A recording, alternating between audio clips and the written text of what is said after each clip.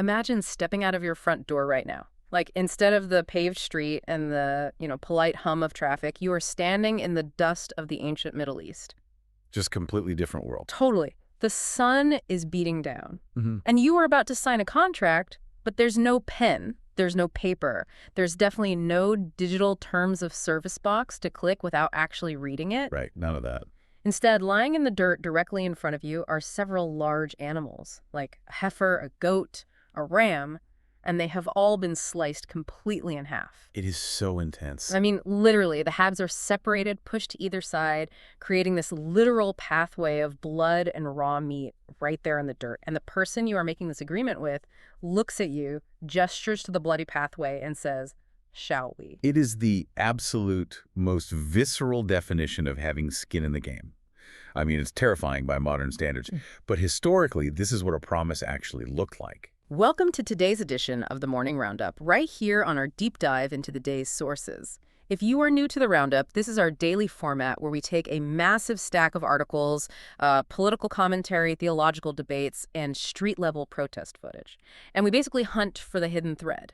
We process the noise of the day to find that singular underlying current that explains why the world feels so, frankly, chaotic right now. Exactly. We present the information, we show you the connections, and we leave the conclusions entirely up to you. And before we get into it, a quick reminder. Today's sources contain some highly charged political and religious viewpoints from all over the map. All sides of the spectrum. Yep. We do not take sides. We are not endorsing any specific worldview here. Our job is strictly to unpack the arguments impartially, lay out the data, and let you, the listener, decide how to navigate it. And today, that hidden thread connecting our entire stack of sources is the fracturing of shared reality. That is a heavy phrase, the fracturing of shared reality. It is. Because whether we are looking at, arguments over the fundamental nature of God or the ideological civil wars happening in modern digital media right now, or even the physical clashes on the streets over national identity in the UK. Which is wild footage, by the way. It really is. But in all of these, we are witnessing a profound and global struggle. People are fighting over what is actually real. They are fighting over who gets the authority to define the rules of the game and whether the concept of absolute truth even exists anymore. I mean, the stakes are existential. Okay, let's unpack this. Because to understand the political chaos on your timeline today, the Twitter fights, the protests, we actually have to go back thousands of years to the ancient Middle East. We have to understand how humanity historically defined absolute truth and agreements. Right, which is why I brought up that bloody pathway. We're starting with a source from the YouTube channel Inspiring Philosophy, and they do this incredibly deep historical and theological breakdown of Genesis 15. Right, so this is the famous story of God making a covenant with Abram. And the historical context the source provides here, it completely changes how a modern person would read it. It totally does, because when we, in our modern context, hear that God makes a promise or a covenant, we tend to imagine, like, a booming voice from the clouds. A divine decree, very abstract. Exactly, it's abstract. But the source points out that in the ancient Near East, you didn't just speak a contract, you enacted it. The Hebrew term they use is karet baret, which literally translates to cut covenant. Cut covenant. Man. And that phrase shows up all throughout the Old Testament. All throughout. It stems directly from that physical ritual you described at the start. So walk me through this, because it honestly sounds like something out of a horror movie. How does slicing animals in half actually function as a legal agreement? Well, scholars refer to this practice as a self-maledictory oath. Now, a malediction is a curse, so you are swearing a self-cursing oath. Okay, self-cursing. Got it. Right, because in the ancient world, words alone didn't carry enough weight to guarantee an alliance or a promise. You needed a physical, structural guarantee. So by taking these animals, splitting them in half, and physically walking your body through that corridor of carcasses, you are acting out a profound statement. You're basically saying, if I break this, this is what happens to me. Exactly. You're saying to the other party and to the universe, if I break the terms of this covenant, let what has happened to these animals happen to me. Let me be torn apart. That is just so heavy. And the source actually brings in historical proof from outside the Bible to show this wasn't just, a metaphor or scary story. The sapphire steel, yeah. Right. The sapphire steel. It's an ancient treaty between two kings. And the text of the treaty literally says, "As this calf is cut up, thus Mattil and his nobles shall be cut up if they violate the terms." It was a standard bilateral agreement. Both parties walk through the meat. Both parties are on the hook for the curse. And even in the Bible itself, in Jeremiah 34, there's a story where King Zedekiah makes a covenant to free a group of slaves. The leaders walk through the calf pieces. But then they change their minds, right? Yeah, they take the slaves back. And God's response to them is basically, you broke the oath, now the enacted curse is coming for you. It is brutal, cause and effect realism. Which brings us to the profound theological shift highlighted in Genesis 15, because any ancient reader coming to this text knows exactly how this is supposed to work. God and Abram are making a covenant. Abram prepares the animals, cuts them, and sets up the bloody aisle. The reader is fully expecting them to walk through together. But that is deliberately not what happens. The established pattern breaks. This is the part that completely blew my mind. Abram gets everything ready, but then the text says a deep sleep falls over him. And the source makes a huge point about the specific Hebrew word used here. Tardima. Tardima. Yes, and tardima is not just, taking a nap because you're tired from cutting up animals all afternoon. Right. The source notes this is a specific, divinely induced passivity. It's actually the exact same word used in Genesis when God puts Adam into a deep sleep to create Eve. Abram is completely, fundamentally removed from the action. He's paralyzed. He doesn't walk through the pieces. He never places himself under the curse. So if you are analyzing this structurally, The immediate question is, if Abram, who represents humanity here, isn't taking on the curse of the oath, who is? Who is absorbing the liability of this contract? right, because someone has to. Exactly. The text describes a smoking firepot and a flaming torch passing between the pieces while Abram is unconscious. Now, in the Old Testament, fire and smoke are the primary markers of a theophany. The theophany, break that down for us. It is a visible, physical manifestation of God's presence. Think of the burning bush or the pillar of fire that leads the Israelites out of Egypt. So God, acting as this visible word of the Lord, walks through the bloody pieces completely alone. It is a unilateral covenant. God is effectively binding himself to the terms. Yeah. He is saying, when this covenant is inevitably violated by humanity, I will become the curse. I will take the punishment of being torn apart. And if we step back and look at the metaphysical architecture of this, the source argues that this single ancient moment is the entire conceptual backdrop for the Christian narrative. It establishes a universe of absolute, unbreakable truth. The law requires a consequence. When humanity breaks the covenant, activating the curse of death, the New Testament frames Jesus, the incarnate word of the Lord, as stepping in to bear that exact, literal curse on the cross. It is an ancient metaphysical commitment to realism.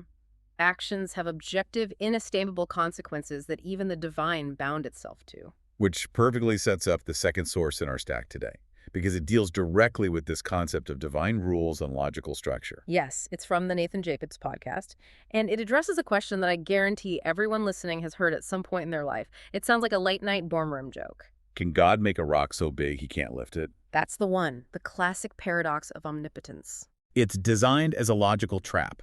If God is truly all-powerful and can do anything, he must be able to create this infinitely heavy rock.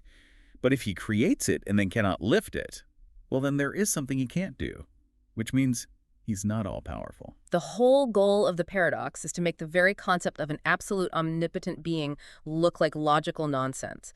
But I always think of this paradox like asking a calculator to divide by potato. Divide by potato, that is, I'm stealing that analogy. Go for it. But seriously, structurally, it sounds like a command. It has a verb, divide. It has a noun, potato. It ends with a punctuation mark. But fundamentally, it is just broken language. It doesn't actually mean anything in the realm of mathematics. You haven't exposed a flaw in the calculator. You've just exposed a flaw in your own input. Exactly. And that aligns perfectly with the classical Christian response that Jacobs outlines in the source. Right. The classical view of theology doesn't define omnipotence as the ability to do literally any random sequence of words a human mouth can utter. Omnipotence doesn't mean God can do the logically impossible. Jacobs quotes C.S. Lewis on this, who said, "Nonsense remains nonsense even when we talk it about God." That makes perfect sense. Asking if God can make a square circle, or a free creature that isn't free, or a rock so big he can't lift it, isn't a challenge to God's power. It's a failure of our own vocabulary. You haven't proposed a real, coherent thing. You've just strung incompatible words together and pretended it's a profound philosophical challenge. And this brings us to a crucial philosophical distinction that the source delves into. And honestly, this is going to be the key to unlocking everything else we talk about today. Realism versus nominalism. Understanding these two concepts is absolutely essential for understanding why our modern reality is fracturing. So let's start with realism. Okay. Realism is the belief that groups, logic, and structures, like the laws of mathematics, or the concept of a dog, or the geometric definition of a circle, are inherent objective features of reality. They exist independently of us. Yes, they originate from a rational divine mind. Therefore, logic isn't something humans invented to cope with the world. It is the fundamental architecture of reality itself. A contradiction is a contradiction per se, objectively, even for God. Okay, let me make sure I'm wrapping my head around this. I want to try an ELI 5 here, like I'm 5. Think of realism like finding a detailed architectural blueprint for a house. Okay. The house has rules. The load-bearing walls have to hold up the roof. The plumbing has to follow gravity. You didn't invent these rules. They're built into the structure of the universe. Yeah. If you try to build a roof made of water, it fails. Not because you aren't a powerful builder, but because a water roof violates the structural reality of the blueprint. That's realism, right? That's perfectly stated. Now contrast that with the exact opposite view, which is nominalism. Right, nominalism. Nominalism argues that the universe is just chaotic, disconnected matter in motion.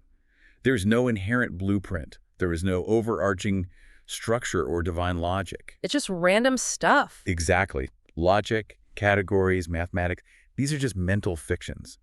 They are names derived from the Latin word nomen that the human mind invents to try and organize and control our chaotic experiences. So under nominalism, sticking with the analogy, you aren't following a blueprint at all. You are just walking into an empty room full of billions of random Lego bricks. Right. And you just start clicking them together randomly. Yeah. And you decide to call a random pile of bricks a house because it's convenient for you today. But there's no objective houseness to it. You just made the rule up as you went. Precisely. Under nominalism, a circle isn't a universal objective truth. It's just a shape we decided to label circle because the label is useful for our survival or our communication. And the source points out that early Christians, like Thomas Aquinas and the theologians at the Council of Nicaea, were staunch realists. They believed that structural realities are fixed. For instance, to be a created being means to be changeable and finite. That is a structural reality. So you can't be created and infinite. Exactly. Therefore, even God cannot create a second God, because being created and being divine are logically incompatible structures. You can't have a blueprint for a created, uncreated thing. It's a divide by potatoes scenario. Okay, this is fascinating history, but let's connect this ancient theology directly to the modern secular world we are living in right now. Let's do it. Because if we as a society abandon realism, right, if we abandon the idea that there is a shared, objective, logical blueprint to reality, and we embrace nominalism, where every individual is just inventing their own realities and categories out of random Legos, things are going to get messy very fast. Extremely fast. And this brings us to a brilliant analysis by Paul Vanderklay regarding what he calls the generous Jesus myth. Yes. Vanderklay points out a massive foundational tension in modern secular humanism. He references an argument that frames modern humanism as essentially a Christian heresy. A Christian heresy? That's a bold claim. What does he mean by that? Well, it requires looking at the actual worldview of prominent secularists. He uses evolutionary biologist Brett Weinstein as an example. Okay, Weinstein. Weinstein and those in his camp hold a strictly materialist worldview. If you are a strict materialist operating in an evolutionary framework, the ultimate baseline reality of the universe is survival. Survival of the fittest. Right. It is an ideology of biological domination. Kill or be killed. Outcompete the other tribe. Pass on your genetic material by any means necessary. That is the only objective blueprint that exists. Right. If we are just chaotic matter in motion, if we are just Legos, the only rule is who can build the biggest pile of Legos by knocking over everyone else's. Exactly. But here's the massive contradiction Vanderklay points out. These same figures, these secular humanists, do not walk around acting like ruthless evolutionary predators. Brett Weinstein doesn't advocate for culling the weak. No. In fact, they vehemently advocate for the exact opposite. They advocate for radical empathy, for human rights, for protecting the marginalized, for loving your neighbor. They aggressively virtue signal a moral code that looks absolutely identical to the self-sacrificial teachings of Jesus of Nazareth. This is what Vanderklay calls the split worldview. Deep down, their mechanistic, scientific reality says the universe is about domination. But ethically, emotionally, they want to live inside the generous Jesus myth. They want the results without the foundation. Precisely. They want the fruits of a Christian realist worldview, universal human rights, inherent dignity, compassion for the weak, without the metaphysical roots that grew that tree. Vanderklay argues this is a profound, unsustainable contradiction. And he takes it a step further, which is so incredibly insightful. He points out that when push comes to shove, secular humanists ultimately have to rely on their evolutionary ideology of domination, meaning force, to maintain their generous Jesus society. They need a massive state apparatus. Yeah. A military institutional power, a police force to enforce their worldview. Their performative compassion is essentially a luxury belief. That term is vital. A luxury belief. It is brilliant. It means you can only afford to act like generous Jesus when your dominance in the evolutionary hierarchy is already totally secure. You can advocate for radical empathy and open borders and defunding the police because you live in a gated community with a massive, invisible shield of state violence and economic stability protecting you from the raw, evolutionary state of nature. You can play act at being self-sacrificial because you aren't actually sacrificing your safety. But the second that stability cracks, the second the resources get scarce, the generous Jesus myth evaporates instantly, and the underlying ideology of domination takes over. And this brings us to the core thesis of our show today. This split worldview, this underlying nominalism where people are just cobbling together contradictory belief systems because they sound nice aesthetically, like mixing evolutionary domination with Christian charity. This is the exact mechanism driving the ideological civil wars we are seeing play out every second online. When you don't have a shared blueprint, you just have tribes fighting over the Legos. Think about your own social media feed right now. As you're scrolling, how many posts are actually arguing a foundational principle, and how many are just signaling loyalty to an in-group? That is nominalism playing out on your phone. Which is the perfect pivot into segment 2, the digital civil wars. Because the breakdown of shared reality is absolutely raging on platforms like YouTube and X. We have a fascinating source featuring the massive streamer Asmongold reacting to political commentator Ben Shapiro. This source serves as a perfect, real-time case study in the fracturing of a major political faction, specifically the political right. So let me set the stage for this drama. Ben Shapiro and the Daily Wire represent the massive, traditional, institutional conservative media. But recently, they've faced layoffs. Their web traffic is down across the board. And rather than just facing economic headwinds, they're being ruthlessly, personally attacked by a faction Shapiro calls the woke right, or the new right. We're talking about prominent figures like Candace Owens, Nick Fuentes, and to some extent, Tucker Carlson. It is a vicious internal purge. Shapiro attempts to defend his platform first with data. He points out that media traffic is naturally down everywhere because we aren't currently in a high-intensity existential election cycle. But more importantly, he offers a philosophical critique of the people attacking him. He coins a term for their brand of politics, right? Yeah, sloppilism. Floppilism. I mean, as a buzzword, it's catchy. But how does he define it? Shapiro defines sloppilism as an audience-captured, grievance-based conservatism. Is an ideology driven entirely by the algorithm. It prioritizes clicks, outrage, and wild conspiracy theories over any traditional structural principles. Okay, give me an example. What kind of conspiracy theories? Well, he specifically calls out this faction for obsessing over bizarre, click-driven narratives, like spending weeks analyzing whether French politicians' spouses secretly have testicles. Wait, really? Yes, or talking about literal demon scratching.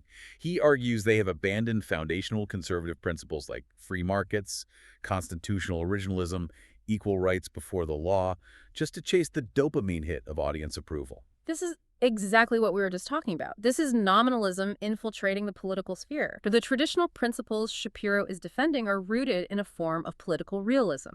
He believes there's a fixed human nature, there are objective societal rules, there is a blueprint for a functioning republic. But tribalism is purely nominalist. Right. It abandons the blueprint entirely. It just invents whatever narrative generates the most immediate outrage from a specific online in-group. It's an aesthetic. It's not a philosophy. That is exactly Shapiro's argument. However, Asmongold's reaction to Shapiro's defense introduces a critical counter-perspective.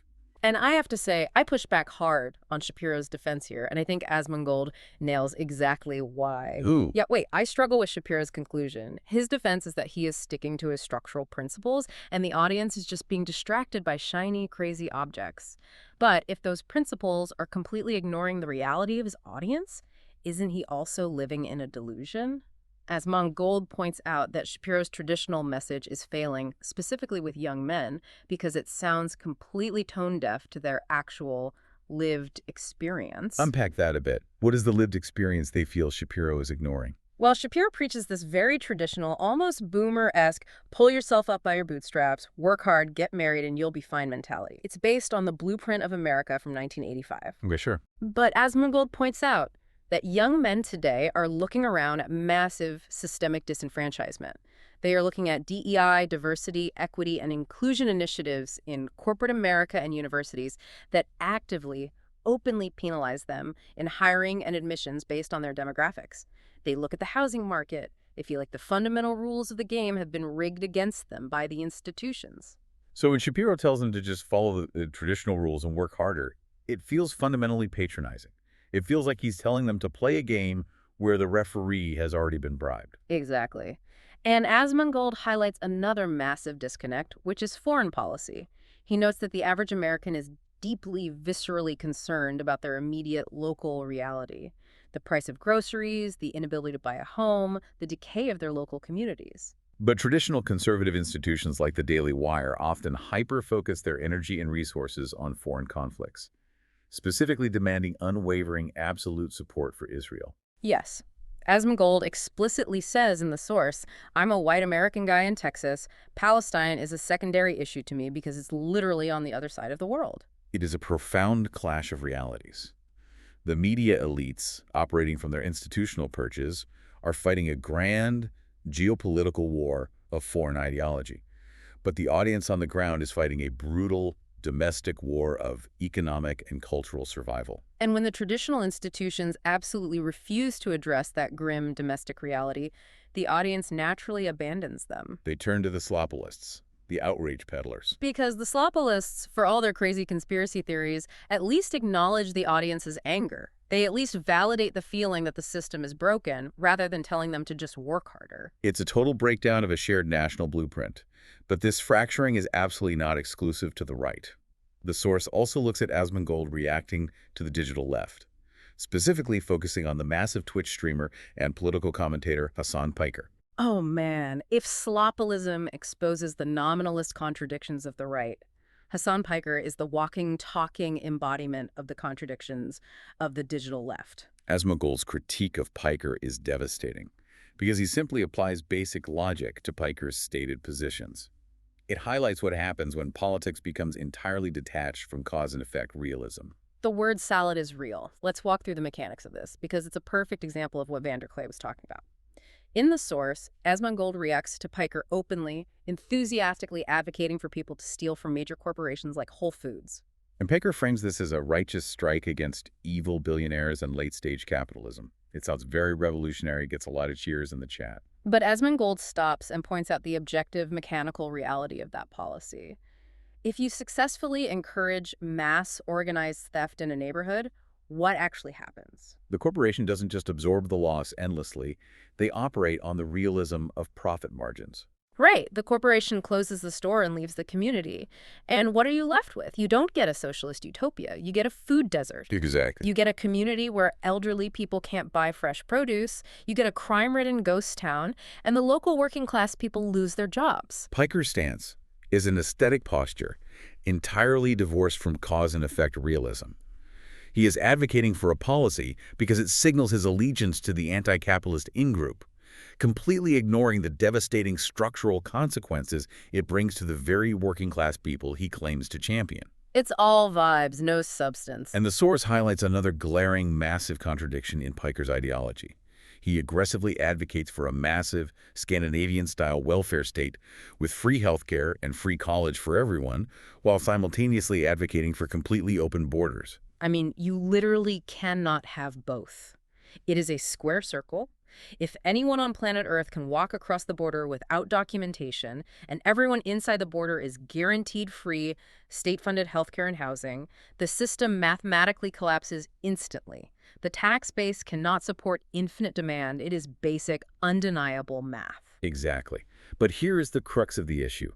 In the nominalist framework of digital politics, you don't actually have to make logical sense. You don't have to provide a working blueprint. You just have to say the correct sequence of words to signal virtue to your chosen digital tribe. Piker signals that he is infinitely compassionate by demanding open borders. He signals that he is a virtuous socialist by demanding free healthcare. And he combines them to maintain his high-status position within his in-group, even though the policies are mutually exclusive in physical reality. This is exactly the generous Jesus myth in action.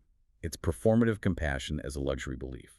Because Hassan Piker can safely advocate for stealing from Whole Foods and abolishing borders, because he lives in a multi-million-dollar luxury mansion in a gated community in West Hollywood. He has private security. Right. He doesn't have to live in the food desert his ideology creates. He doesn't have to compete for working-class wages with undocumented immigrants. He is shielded from the consequences of his own nominalism. What's truly fascinating, and honestly somewhat alarming, is how this exact same dynamic demanding blind factional loyalty over logical structural coherence isn't just happening in politics, it's happening in theology too. Yeah, this next source was wild to me. It is from J. Dyer, an Orthodox Christian commentator, and he explores this exact phenomenon in the religious sphere. Dyer's analysis is really interesting. He's critiquing modern Protestant apologetics, specifically focusing on a popular digital creator known as God Logic. Dyer's main target is the promotion of what is often called mere Christianity. Mere Christianity. For context, mere Christianity is this modern evangelical idea that as long as you just believe in Jesus in a general emotional sense, the specific church you attend, the historical dogmas, the sacraments, the specific theological framework, none of that really matters. Just love Jesus and you're good. Right. And Dyer argues that this approach completely lacks metaphysical grounding. It's the theological equivalent of Hassan Piker's open borders. Dyer points out the severe danger of this vague, relativistic approach. He gives a really tragic example, didn't he? He gives a specific tragic example of ex-Muslims who are converted by these online apologists to this vague, mere Christianity. But because there is no institutional foundation, no deep catechesis, no structural blueprint provided to them, they are spiritually adrift. So they're just left floating. Exactly. And then they're easily poached by adjacent extreme sects. He specifically mentions Judaizing congregations that demand these new converts stop eating pork, observe a strict Saturday Sabbath, and basically reject the New Testament grace they just found. And eventually, out of sheer exhaustion and confusion from being bounced between these contradictory rules, they abandon the faith entirely and become atheists. Let me make sure I'm connecting the dots here. So, just telling someone to believe in Jesus without defining what that actually means structurally, historically, and legally is like asking someone to believe in a shape without defining if it's a square or a circle. It's grammatically empty, it's nominalism again, you're just using a word as an aesthetic vibe without an objective shared definition. Precisely. If we connect this to the broader theme, the parallel between the political and the theological is undeniable. Just as digital political commentators demand strict adherence to their faction's aesthetic rather than coherent policy, theological commentators are demanding adherence to either rigid, isolated sects or completely formless spiritual relativism. When shared reality breaks down, mere anything isn't enough to hold a human being, let alone a community together. You need strict, defined borders. You need a blueprint, ideologically and theologically. And here is the terrifying part. When you don't have those borders online or in your theology, that conflict doesn't just stay neatly contained in the cloud or in a YouTube comment section. It inevitably violently spills into the physical world, which leads us perfectly into segment 3, the battle for the streets and the crisis of national identity. Yes, because when the digital and philosophical shared realities fail, human beings inevitably retreat to the physical realities they can actually see, touch, and defend. their neighborhoods, their physical demographics, their nation. We are seeing this acute crisis play out right now in the massive street protests in the UK. This is covered extensively by our sources, featuring Sargon of Akkad, the debate show The Crucible, and commentator Richard IV. Let's paint the scene for the listeners, because the American media has barely covered the sheer scale of this. It's been massive. Huge. We are talking about massive historic rallies taking place in the heart of London, organized by figures like Tommy Robinson. Sargon of Akkad was actually on the ground there, and his report is fascinating. He described an incredibly unified, peaceful, almost festival-like energy behind the scenes. We're talking crowds estimated well over 100,000 people, a massive sea of the Cross of St. George flags. And we have to ask, what is the actual driving force that can mobilize a crowd of working-class people that large in a modern, atomized city? Sargon identifies it as the re-emergence of the national principle. It is the fundamental, ineradicable desire of a specific people to have self-determination, safety, and cultural continuity within their own historic borders. And Sargon points out a brilliant, almost painful piece of irony regarding the political reaction to this. He looks at left-wing UK politicians, specifically singling out Zara Sultana. Oh, this is quite the observation. Yeah. Now, Sultana recently merged with hundreds of thousands of people in London demanding Palestinian self-determination, Palestinian nationalism, and the protection of Palestinian borders. She celebrated that as a profound moral good. But when native British citizens march in the exact same streets, demanding British self-determination, British nationalism, and the protection of British borders, she condemns them as the absolute archenemy. She calls them fascists. It's a staggering ideological blind spot. The national principle is celebrated as a sacred human right when it is applied to a perceived victim group abroad, but it is condemned as hateful extremism when applied to the domestic majority at home. So how does the actual political establishment react to 100,000 people marching for the national principle? UK Prime Minister Keir Starmer steps up to the podium and explicitly, aggressively condemns the marchers. He doesn't try to understand their grievances. Not at all. He categorically calls them thugs. He says they are peddling hatred and division, and he threatens to use the full punitive force of the state and the law against them. Which raises a vital strategic question, one that the commentator Richard IV analyzes in depth. Why is Starmer choosing to go to war with this specific march right now? From a purely political standpoint, the Labour Party is struggling. They're facing massive unpopularity in local elections. Starmer doesn't actually have to acknowledge the march. He could just let it happen, let them wave their flags, and let everyone go home on the tube. Yeah, I was wondering exactly that. Why draw a massive media spotlight to it? Why pick a fight with 100,000 angry working-class voters when you are already polling badly? Richard IV proposes a rather dark but highly plausible theory of statecraft. He suggests the state might be intentionally heightening tensions to provoke a messy, predictable populist reaction. Wait. You're saying the government wants riots? They want civil unrest? That sounds insane. Not riots necessarily, but a specific type of ugly confrontation.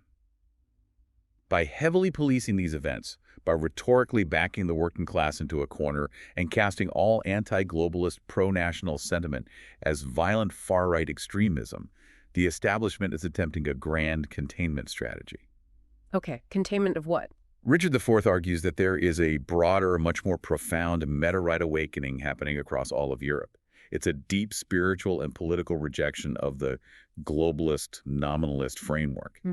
It is people demanding a return to realism. Okay, I follow that. But how does provoking a march stop a spiritual awakening? Because if the state can successfully associate that deep, legitimate intellectual awakening with rowdy, cheap, pantomime villain populism, like a few guys getting drunk and fighting the police, they can completely kneecap the movement before it gains mainstream intellectual legitimacy. I see. The media strategy is designed to make the average middle-class voter think, well, I have concerns about immigration and globalism, but if I voice them, I have to associate with those drunken thugs on the news. It's a mechanism to make the national principle socially radioactive. Exactly. That is deeply cynical, but honestly, it makes perfect sense when you look at the raw demographic and political reality on the ground.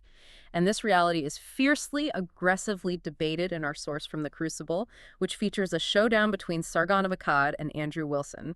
They get into a massive, highly technical clash over immigration statistics, integration, and crime in the UK. It is a perfect distillation of the debate between the ideal of civic nationalism and the physical reality of rapid demographic change. Civic nationalism is the liberal idea that anyone, from anywhere in the world can become culturally British simply by adopting the values and carrying the passport. Right. It's the ultimate nominalist view of a nation. Britishness is just a label you can stick on anyone. But Sargon and others push back hard against this, focusing on the brutal reality of crime statistics in places like London. And this debate gets incredibly tense. You have commentators on one side pointing out that white males commit the vast majority of raw crime in the UK. Which mathematically is true because white males are the vast majority demographic in the country. But the counterargument from Sargon focuses on proportional crime rates, per capita statistics.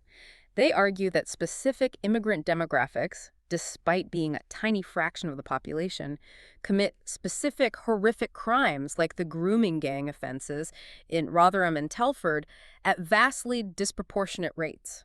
This is a terrifying battle over which data points define reality. If you focus strictly on raw numbers, you see one reality where the majority is the problem. Right. If you focus on per capita proportionality, you see a completely different reality where a massive crisis of integration is destroying communities. And because there is no shared agreement on how to interpret the data, because we have lost the shared blueprint, the conversation instantly devolves. One side screams racism to shut down the per capita data, and the other side screams state cover-up because they feel their physical safety is being sacrificed for the illusion of civic nationalism. And while the media elites and podcasters argue over spreadsheets and stats, the actual working class is taking tangible action. Sargon transitions from the national protest to analyze local politics, specifically focusing on a recent by-election in a place called Makerfield. He points out the rise of a brand new grassroots party called Restore Britain, which is actively challenging the established National Populist Party, Reform UK. What is driving a local party to challenge the main populist party? Aren't they essentially on the same side? Sargon argues it stems from a deep, localized resentment in working-class Brexit voting areas. These people feel completely ignored by parachute candidates, Remind us what parachute candidates are. which are slick politicians dropped into safe seats by the national parties. Politicians who have absolutely no organic connection to the local community. Got it. So they just parachute in to get elected. Exactly. The voters are tired of the uniparty system, yes, but they're also increasingly tired of performative populist parties that just yell about national culture wars on Twitter, but refuse to do the hard, boring work of local campaigning. Sargon frames this beautifully. He calls it a craving for a Tory order. Now, to be clear for our American listeners, he absolutely does not mean the current Conservative Party in the UK. He means an older, much deeper, almost medieval concept. He is talking about a profound sense of duty, stewardship, and obligation to one's physical, local community. It is a total rejection of hyper-individualism. Yes. It's people looking around their decaying towns and saying, I don't care about your national aesthetic. I want a candidate who actually lives in this zip code, whose kids go to this school, who will fix the potholes, and who actually cares about the physical reality of this town, not just scoring points in a digital culture war. And this intense craving for duty, stewardship, and physical reality is the absolute perfect transition to our final segment today. Because if we want to truly understand why shared reality broke down in the first place, why we have split worldviews, why we have digital tribalism, why we have ideological word salad, we cannot just look at the symptoms. We have to look at the psychological root. We have to look at the foundational philosophy of liberalism itself. Which brings us to our final and perhaps most provocative source of the day. It's a video essay from a YouTube channel called The Fourth Age. And the title of this source does not hold back one bit. Liberalism as a mental disorder. It's a striking title. Okay, let's unpack this carefully because words matter here. He is not talking about owning the libs in a modern, petty Republican versus Democrat political sense. He is talking about the classical, foundational, centuries-old philosophy of liberalism that underpins the entire Western world. Correct. He is taking aim at the Enlightenment itself. And he identifies the core weapon of this philosophy, the mechanism it uses to control society, as the illusion of empathy. The illusion of empathy. Yes. To explain this, the argument traces the root of the modern crisis all the way back to the 17th century, to the philosopher René Descartes and his famous world-altering maxim. Cogito, ergo sum. I think, therefore I am. I think, therefore I am? I mean, it sounds great. It sounds like an empowering quote you'd put on a coffee mug or a motivational poster. It's the bedrock of modern individualism. But this source argues that this exact phrase was essentially a philosophical bomb going off. It was the beginning of the end of shared reality. Because philosophically, it fundamentally atomized the human being. Let's walk through the mechanics of Descartes' thought experiment. Yeah, let's do it. He sat in a room and systematically doubted everything. He doubted his senses, his history, the physical world. He concluded that the only thing he could truly, undeniably know exists is his own internal mind, because his mind was the thing doing the doubting. So he just stripped everything else away. Right. Descartes effectively said that everything outside of your own skull history, society, human nature, your ancestors, even physical reality itself, might be an illusion. Therefore, the individual isolated mind is the absolute, unquestionable sovereign of the universe. And the practical consequences of that shift, when applied across an entire civilization over centuries, are staggering. The host of the Fourth Age explains the mechanics of this so well. If you truly believe you're a completely atomized individual, totally divorced from a shared human nature or a divine blueprint, you automatically reject the solutions of the past. Why? Because the people who lived in history aren't me. Their solutions, their traditions, their covenants don't apply to my unique, sovereign existence. It is the ultimate final form of nominalism. If you are the sovereign creator of your own reality, you reject biology as an oppressive constraint. You reject history as irrelevant. You reject any sense of duty to an overarching societal structure because you didn't consent to it. You become the absolute, unchallenged king of your own life. And psychologically, this inevitably, mechanically leads to profound societal narcissism. If you recognize no authority, no blueprint outside your own internal will, you literally lose the capacity to form genuine sacrificial connections with other human beings. You're just a single Lego brick floating in a void. And this is exactly where the empathy weapon comes in, which ties everything in today's deep dive together. The source argues that true classical empathy requires a shared human nature. It requires a shared blueprint. It requires a willingness to suffer for others. Yes. To sacrifice your own sovereignty and comfort for the good of the community, it connects right back to Paul Vanderklay's generous Jesus model. The ultimate act of taking the curse upon yourself, like walking through the severed animal. But liberalism, according to the Fourth Age, cannot produce true empathy because the atomized sovereign individual absolutely refuses to suffer. Suffering violates their sovereignty. Wow. Instead, liberalism replaces true empathy with performative virtue signaling. They weaponize the feelings of empathy. Using the aesthetic of caring. Exactly. They use the language of compassion like demanding open borders or free healthcare to maintain social control and assert moral superiority, while secretly operating on that underlying materialist, evolutionary ideology of domination and self-preservation. It is breathtaking how perfectly this connects the entire stack of sources. Think about it. The secular humanist virtue signaling performative compassion while relying on state violence. Hassan Piker advocating for theft to sound revolutionary while living safely in a luxury mansion. It's the exact same pattern. The sloppilist political commentators chasing algorithmic clicks over structural principles. The politicians condemning domestic nationalism while praising foreign nationalism. It is all the exact same mechanism. It is a result of the atomized, nominalist individual prioritizing their own ego, their own aesthetics, and their own survival over objective truth and shared beauty. It is the complete fracturing of reality, rippling outward from ancient theology, bleeding into the digital sphere, and finally exploding onto the physical streets of London. When you lose the blueprint, the house collapses. Wow, okay. That is a massive amount of reality to process. It is time for the outro. This is the part of the morning roundup where we zoom out and give you, the listener, actionable steps. Because we don't just want to leave you depressed, staring at the ruins of shared reality. We want to equip you to navigate it. The big picture of today's deep dive is clear. From ancient covenants involving severed animals to modern UK by-elections, the underlying crisis of our time is the loss of a shared objective reality. We have collectively traded objective truth and communal duty for performative, hyper-individualistic, nominalist ideologies. So here are 3 highly practical, actionable steps for you to take today to challenge your own worldview and fortify your own reality. Number 1, audit your inconsistencies. You need to look in the mirror. Are you holding a split worldview? It's a tough question to ask yourself. It is. Do you demand massive systemic changes for society on your social media like open borders, radical wealth redistribution, or defunding institutions, while living your actual personal life in a way that directly contradicts those ideals? Are you safely shielded from the policies you advocate for? Are you practicing nominalism, inventing rules for others that you don't apply to yourself? Reconcile it. Stop living a luxury belief. Number 2, reject audience capture. Stop virtue signaling to your chosen digital in-group. Stop letting social media algorithms or the desperate, dopamine-driven desire for peer approval dictate your moral compass. Decide what is objectively true based on foundational principles, especially if it costs you followers, status, or comfort. And number 3, embrace the national and local principle. If you want to see actual tangible change in the world, stop hyper-focusing your emotional energy on national panics or foreign wars that you cannot control. Look to your immediate physical surroundings. Do the hard, boring, unglamorous work of local stewardship. Volunteer at a food bank? Go to a local town hall meeting. Pick up trash on your street.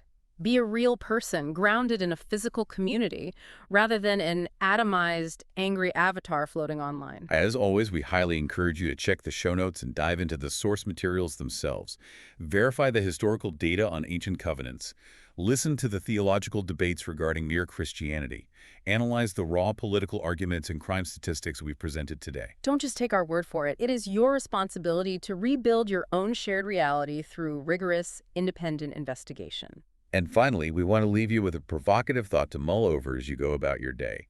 We've talked a lot today about the generous Jesus myth, the profound idea that our modern, secular humanist society borrowed its entire concept of radical compassion, universal human rights, and care for the weak from a Christian realist worldview that it no longer actually believes in, while secretly operating on a cold, materialist system of evolutionary dominance. So here's the question you have to ask yourself.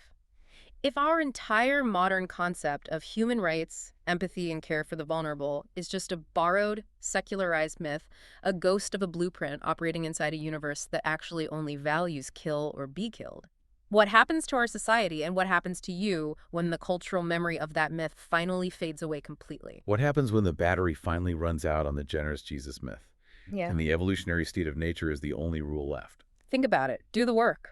Thanks for joining us on this deep dive. We'll see you tomorrow on the Morning Roundup.